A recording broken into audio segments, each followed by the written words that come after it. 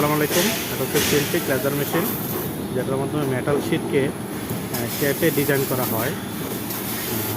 এবং ওই ডিজাইনটা হচ্ছে 2D অটোমেশন অটোক্যাড অ্যাপে বা হচ্ছে ইলাস্ট্রেটরে করা হয়। তারপর হচ্ছে ওই প্রোগ্রামটা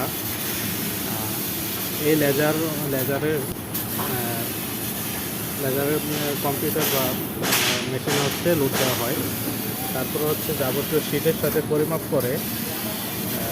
করে হচ্ছে এখানে হচ্ছে ডিজাইনটা সেট আপ দিয়ে এই শিটের মধ্যে হচ্ছে প্রিন্টটা করা হয়।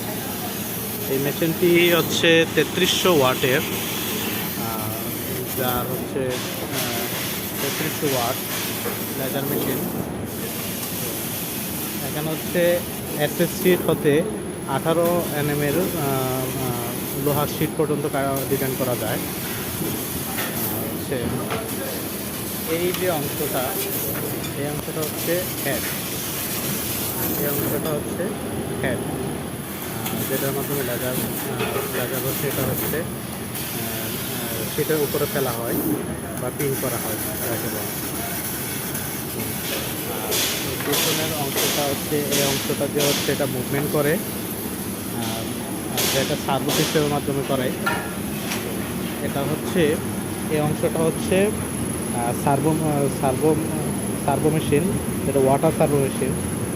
এবং এই যে যন্ত্রটা বা ডিভাইসটা যেটা দেখা যাচ্ছে সেটা হচ্ছে লেজার ডিভাইস, যেটা হচ্ছে 3300 ওয়াটের।